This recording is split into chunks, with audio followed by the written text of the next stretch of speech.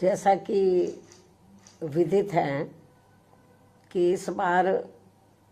BSP के संस्थापक एवं जन्मदाता मान्यवर श्री कांशीराम जी की जयंती को होली व अन्य त्योहारों के कुछ ही घंटे बीत जाने के बाद दिनांक 15 मार्च को खासकर यूपी व दिल्ली सहित पूरे देश में इनके अनुयायियों ने अपार संख्या में इकट्ठा होकर इसे विभिन्न स्तर पर मनाया है और अपने श्रद्धा सुमन अर्पित किए हैं, जिसके लिए पार्टी उनकी अति आभारी है। साथ ही होली सहित अन्य विभिन्न त्योहारों के बीच इस बार मान्यवर श्री कांशीराम जी की जयंती जिस अति उत्साह व जोश के साथ मनाकर उनके अनुयायियों ने अपनी पार्टी को हर स्तर पर मजबूत बनाने का तथा उनकी एकमात्र उत्तराधिकारी व पार्टी की राष्ट्रीय अध्यक्ष का अपने पूरे तन मन धन से साथ देने का जो संकल्प लिया है, तो उसने पार्टी को मजबूती देने के लिए मेरे हिम्मत व हौसले को कई गुना और ज़्यादा बढ़ा दिया है, जिसे मैं अभी तक की तरह आगे भी अपने जीते जी अपने व्यक्तिगत तथा भाई बहन व रिश्ते नातों आदि के स्वार्थ में कभी भी कमजोर नहीं पड़ने दूंगी। वैसे भी मेरे भाई बहन व अन्य रिश्ते नाते आदि मेरे लिए केवल बहुजन समाज का ही एक अंग है,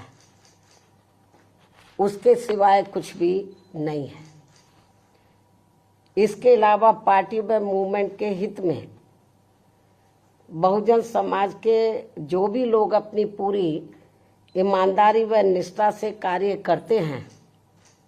तो उन्हें पार्टी में जरूर आगे बढ़ने का मौका दिया जाएगा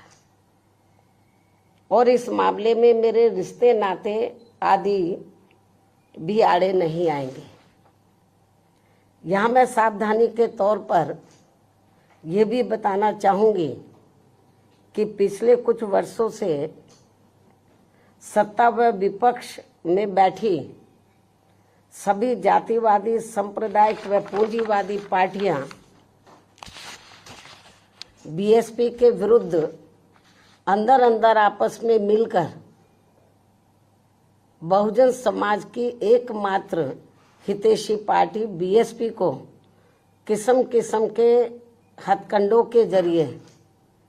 इसे कमजोर करने की पूरी कोशिश में लगी है, क्योंकि यहाँ जातिवादी पार्टियों को खासकर सन 2007 में यूपी में बीएसपी का अकेले ही पूर्ण बहुमत के आधार पर सत्ता में आना अभी तक भी उनके गले के नीचे से कतई भी नहीं उतर पा रहा है और तभी से यहाँ सभी जातिवादी व खासकर दलित विरोधी पार्टियां किस्म किस्म के हथकंडे इस्तेमाल करके बीएसपी को कमजोर व खत्म करने में लगी है। इसी प्रकार बाबा साहब डॉक्टर भीमराव अंबेडकर के जीते जी भी इन्हीं जातिवादी पार्टियों ने इनके कारवां को किस्म किस्म के हथकंडे इस्तेमाल करके उसे कमजोर व खत्म करने का पूरा प्रयास किया था, जिसे बाबा साहब ने व बाद में मान्यवर श्री कांशीराम जी ने भी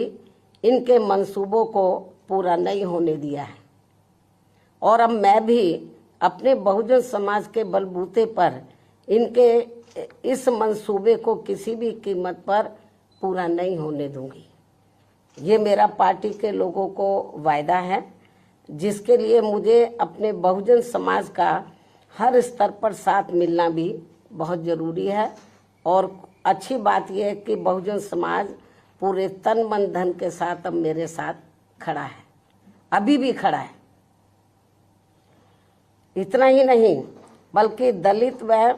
अन्य उपेक्षित वर्गों के लोगों को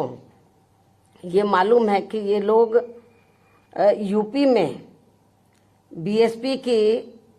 पूर्ण बहुमत की सरकार बनने से पहले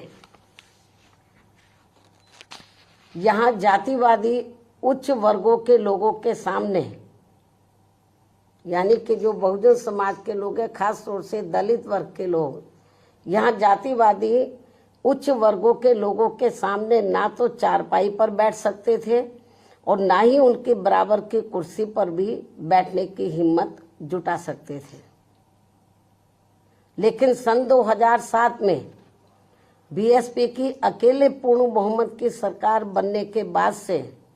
ये सब अब काफी कुछ बदल गया है। अब ये लोग उनके बराबर में चारपाई व कुर्सी आदि पर भी पूरे सम्मान के साथ बैठ सकते हैं। ये जो बहुजन समाज के लोग हैं, यही है वास्तव में यहाँ सही सामाजिक परिवर्तन। यही है वास्तव में यहाँ सही सामाजिक परिवर्तन, जिसे मेरे नेतृत्व में बनी बीएसपी की सरकार ने लाया है। लोग सामाजिक परिवर्तन की बहुत बात करते हैं, लेकिन उसको धरातल पे कभी उतारते नहीं हैं। लेकिन मेरे नेतृत्व में सन 2007 में जब अकेले पूर्ण बहुमत की सरकार बनी, तो इसे मैंने धरातल पे उतारा है, जिससे यहाँ यूपी में हमारे संतों, गुरुओं व महापुरुषों का काफी हद तक सपना साकार हुआ है, जिसकी वास्तव में पूरी देन मान्यवर श्री कांशीराम जी की है। और ये सब यहाँ समाज में परिवर्तन लाने के मामले में इतिहास के पन्नों में जरूर लिखा जाएगा। इसके साथ ही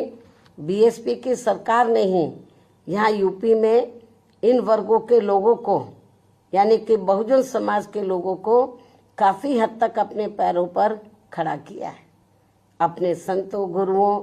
व महापुरुषों को भी विभिन्न स्तर पर पूरा आदर सम्मान दिया गया है, जिसे लोग कभी भी नहीं भुला पाएंगे। लेकिन ये सब यहाँ सभी जातिवादी पार्टियों के गले के नीचे से अभी तक भी नहीं उतर पा रहा है। इसलिए अब वे इन वर्गों में से स्वार्थी किस्म के लोगों को आगे करके उनके जरिए विभिन्न नाम पर अनेकों छोटे छोटे संगठन व पार्टियां आदि बनवा के बीएसपी की इस ताकत को बांटकर इसे कमजोर करने में लगे, जिनसे बहुजन समाज के लोग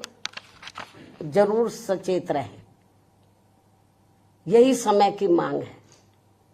और यही पार्टी व मूवमेंट के हित में इनका सही कदम भी होगा, यदि हमारे लोग सचेत रहते हैं। इसके अलावा यहाँ मैं ये भी कहना चाहूँगी कि देश के प्रधानमंत्री बीच बीच में अपनी खुद की गरीबी का तो जरूर उल्लेख करते रहते हैं, लेकिन इन्होंने दलित व अन्य उपेक्षित वर्गों के लोगों की तरह यहाँ कभी भी कोई जातीय भेदभाव नहीं झेला है, जो ये सब हमारे संतों, गुरुओं व महापुरुषों ने समय समय पर झेला है, जिसे अभी भी इनके अनुयायी काफी हद तक झेल रहे हैं। इसलिए पार्टी के मिशनरी व परिपक्व लोगों से आज मेरी ये भी पुरजोर अपील है कि वे ये सभी जरूरी बातें अपने बच्चों व खासकर युवा पीढ़ी को जरूर हमेशा बताते रहें, जिनको तैयार करने की भी वास्तव में सही जिम्मेवारी इन्हीं लोगों की ही है। इस उम्मीद के साथ ही अब मैं पुनः होली आदि के त्योहारों के बीच में इस बार मान्यवर श्री कांशीराम जी की जयंती बड़े जोश व उत्साह के साथ मनाकर इनके अनुयायियों ने जो उनको अपना पूरा आदर सम्मान दिया है तथा मेरे साथ साथ इनके करोड़ों अनुयायियों का भी काफ़ी हौसला बढ़ाया है, उन सभी का हार्दिक दिल से आभार प्रकट करते हुए अब मैं अंत में यही कहना चाहूंगी कि इस समय संसद सत्र चल रहा है, यह आप लोगों को मालूम है, जिसमें देश में आम जनहित के मुद्दों पर कम बल्कि अपने अपने स्वार्थ में राजनीति करने पर ज्यादा जोर दिया जा रहा है, जो ये अति चिंता की बात है। साथ ही पिछले कुछ समय से वक्फ बोर्ड पर भी सत्ता व विपक्ष द्वारा जो राजनीति की जा रही है, तो ये भी अति चिंता की बात है। और यदि ये मामला समय रहते आम सहमति से सुलझा लिया जाता तो ये ज्यादा बेहतर होता। केंद्र सरकार इस मामले में जरूर पुनर्विचार करे, सोच विचार करे। ये भी हमारी पार्टी के केंद्र सरकार से पुरजोर अपील है। इस उम्मीद के साथ ही अब मैं अपनी बात यहीं समाप्त करती हूँ। धन्यवाद। जय भीम व जय भारत।